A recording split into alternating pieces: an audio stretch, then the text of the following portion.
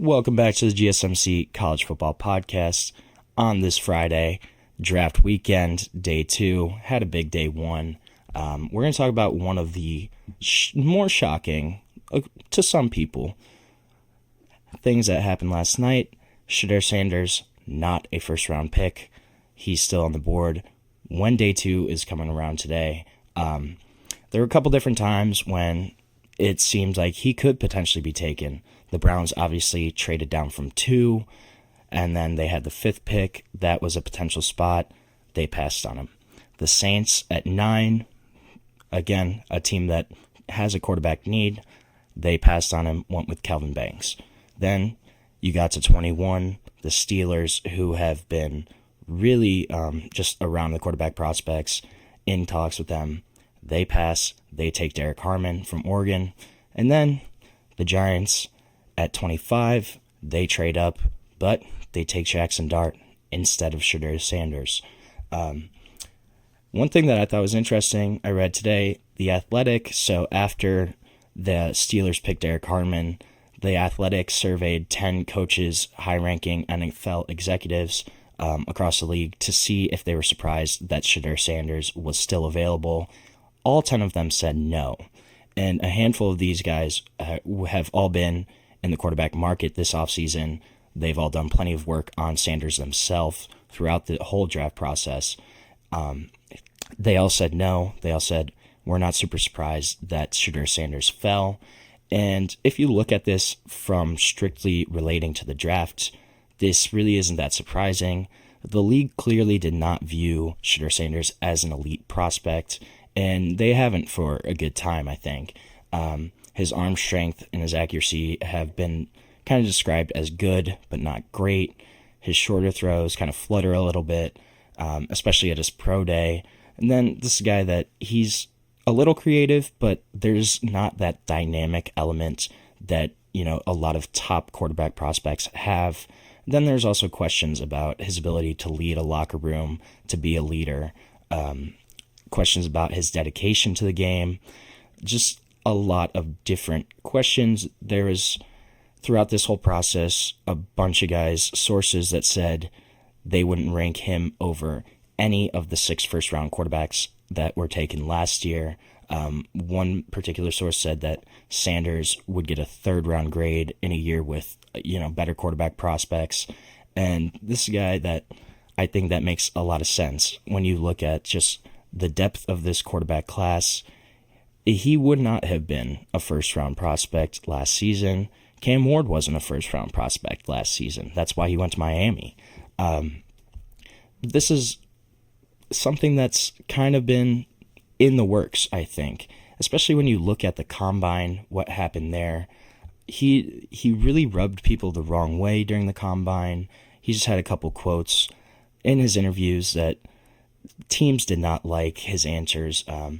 He said at one point, if you're not trying to pick me, don't pick me. If you don't want to change your franchise, your culture, don't pick me. History repeats itself over and over. So I have no worries. I should be able to do it. There's no question about it, kind of thing. He said something about where he's like, me and my dad went from Jackson State to Colorado, changed 2 programs back to back. Why can't I do that at an NFL franchise? Which I guess they're all fair points. To Shedeur's point, those are all valid reasons, I think. But this is also, just a super unique situation. We've never seen a prospect with a dad like Deion Sanders. You have a dad that's a Hall of Fame cornerback, one of the best to ever play that position, and also a guy that's just everywhere in terms of media, personality-wise. Deion is his own thing. That's prime time, and when you grow up the son of somebody like that, it's going to be interesting. I think his perspective, his kind of approach to the NFL is much different than any other quarterback that really we've ever seen, but especially in this year's class. I think just his confidence exudes. You can clearly tell that this is a confident kid, which isn't necessarily a bad thing, but it can rub some people the wrong way, I think. And I think him entering the league with the level of stardom, that he has. It definitely gave some people discomfort, probably questions about whether that go to his head. I don't really think that's an issue, but from an NFL scout perspective, I think that's probably something that was considered at one point. But this is one of the most difficult quarterback case studies, prospects to pretty much ever look at, I think. It's going to be interesting to see, does he actually succeed at the NFL level? There were, again, the combine, though, that was a really big turnoff for a lot of franchises. Teams said he was brash, arrogant, kind of hit the wrong notes. And then there was also an interview in February with ESPN where Kevin Clark asked him who he watches on tape, like which quarterbacks do you follow, who do you kind of look up to, who do you try to style your game after? And Shedeur Sanders responded saying, I watch my own tape. And then he had a comment adding to that saying it would be disrespectful to his dad, who he called him the best player to ever play the game. He kind of said it would be disrespectful to his dad if he ever looked up to anyone else in that way, which I guess you could kind of see, but at the same point, you're a quarterback. Your dad played on the other side of the ball. Yes, obviously your dad was one of the greatest to ever do it, but, you don't play the same position. You probably should be watching some kind of tape, some kind of film on some other quarterbacks. I get that not everybody does that. Not every prospect does that. But, when you're a potential first-round guy, I think that's something that teams are going to look for is, that could tell, are you doing film study? Is this somebody that's really dedicated to the NFL? I think that was kind of a question mark too. Shedeur Sanders has his own film production crew, a lot of NIL deals, social media presence. He's already been really successful just in terms of what he's done with his brand. And I think that's kind of something that could be a question mark for particular front offices is, okay, this guy's focused on his music, his production crew, his NIL deals. Is he really focused on trying to be the best quarterback, best leader, best guy for our franchise that he can be? And when you have those question marks, if you're going to use a first-round pick on a quarterback, you want those to be answered. You don't want to have as many question marks as Shedeur Sanders has. And then I also just think from a talent perspective, you look at it, this is a guy that there's nothing elite, I guess, about Shedeur Sanders in terms of trait-wise. And, when you're going to be a first-round guy, you got to have something like that, I think. All of these things kind of added up, I believe, to just what we saw last night, where Shedeur Sanders is still on the board coming into day 2. I don't think it was a scenario that a lot of people, maybe outside of the league, thought would happen, but it's something we're here at now, and we're going to see what happens. I think this is kind of actually similar a little bit to Will Levis. Obviously not in terms of just the media presence, everything, the stardom, that's not comparable. But if you look at where Will Levis was kind of projected before leading up to the draft, and then obviously he ended up in the second round, he had a slide, and kind of similar where it really seemed like the league did not view Will Levis as a first-round quarterback, yet outsiders, experts, quote-unquote, they all did view Will Levis as a first-round quarterback. I think that's kind of similar just in terms of that. This is comparable in how Shedeur has kind of fallen down the board. Looking, though, at day 2, it's going to be interesting. Obviously, right now, the Browns have the first pick in this day 2. Will they take it on Shedeur? They obviously have a big hole at quarterback.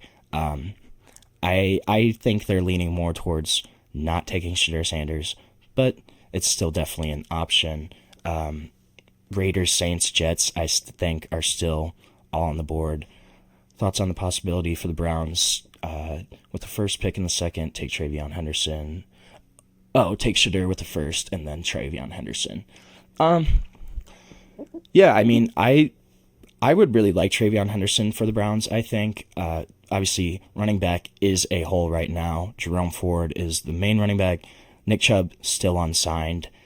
they do need a RB1 going into the future. Travion Henderson, I think, makes a lot of sense.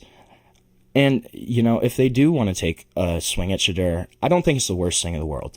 You're already in the second round. It's not like you're taking him at the second overall pick. This is number 33. The only thing, too, I think, is could the Browns potentially trade out of that spot if they get a ransom? If somebody really wants Shedeur to try to trade up there, could they trade out of 33? I think that's a very strong possibility, actually. I think Andrew Berry could keep adding. I wouldn't hate the Browns adding Shedeur Sanders and then going and adding Travion Henderson. I don't know. I think, obviously, receiver is a big need. I would probably prefer to take a receiver first over Travion Henderson, just because I think the depth of this running back class is much greater than the depth at wide receiver. I think there's probably about 10 guys in the running back class that are potential starting running backs for NFL teams. So that's why I think you could probably go wide receiver or O-line first with one of those two picks and then maybe go get a running back.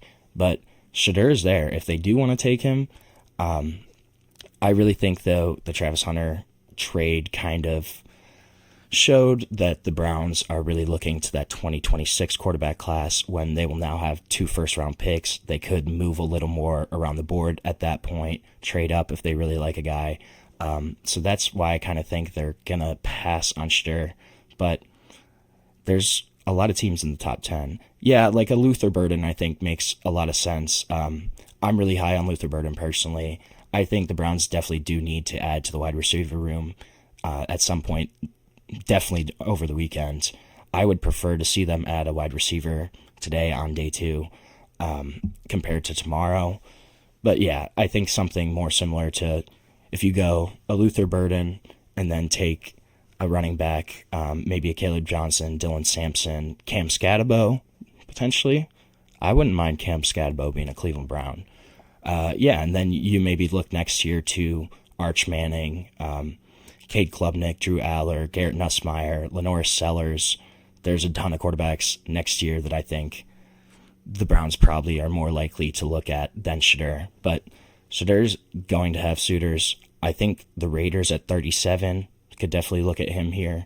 The Saints are at 40, and the Jets are at 42 too. So I think those are all teams that in the second round, they're much more comfortable with taking a Shedeur Sanders, and they all still have holes in that quarterback room. Obviously, the Raiders, they got Geno, but it really sounds like Tom Brady's a big fan of him. Some of their front office is. Yes, I would love to see Donovan Peoples-Jones back in Cleveland too. That would be a lot of fun. I'm a big DPJ fan, but I don't know. I think it's going to be interesting to see kind of where these guys end up, what happens here. But we'll see. But we're going to take another short break on the GSMC College Football Podcast. When we come back, guess what? It's more draft talk. We're going to talk about some of the guys that are still remaining, some of the top guys available, what they bring to the table as prospects. But we're going to take a short break, and we'll be back on the GSMC College Football Podcast.